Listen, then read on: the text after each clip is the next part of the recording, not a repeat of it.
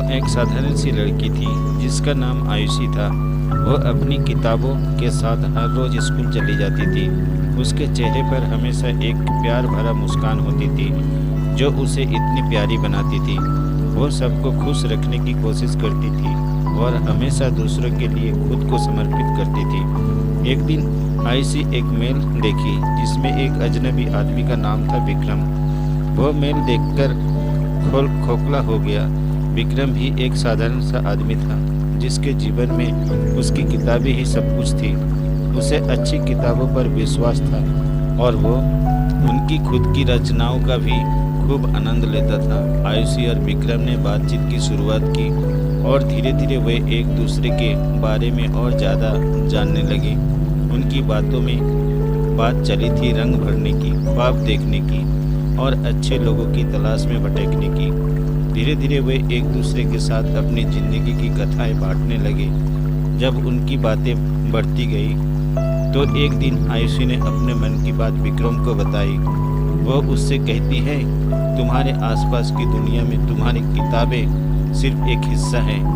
तुम्हारी खुद की कथाएं और तुम्हारे अंदर की ज़िंदगी बहुत अधिक महत्व रखती है।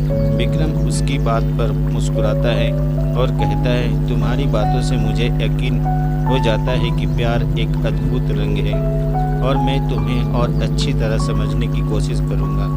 समय बीतता गया और आयुषी और विक्रम के बीच एक अनोखा बंधन बना।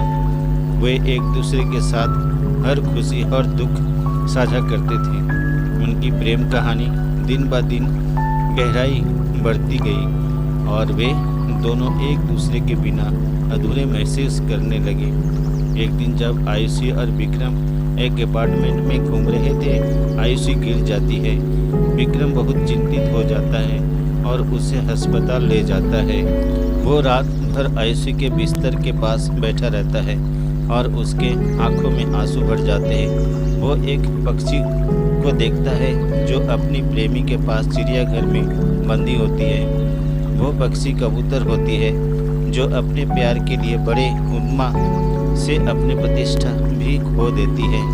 उसे देखकर विक्रम को अपनी प्यारी आयुषी का याद आता है और वो समझता है कि उसे अपनी ज़िंदगी के प्रति अपने प्यार को वापस पाना होगा।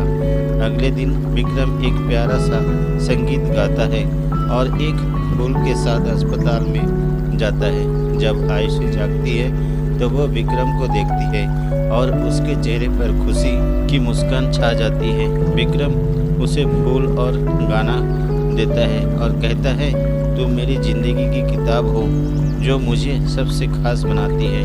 मैं तुमसे प्यार करता हूँ और तुम्हारे बिना मेरी ज़िंदगी अधूरी है। आयुषी बहुत खुश हो जाती है और उन्हें अपनी बाहों में लेती है।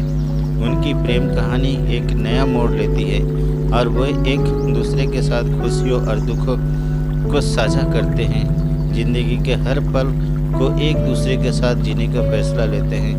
उनकी प्रेम कहानी अब सदियों तक याद की जाएगी, जहां प्यार ने उन्हें एक दूसरे के पास लेकर चला गया।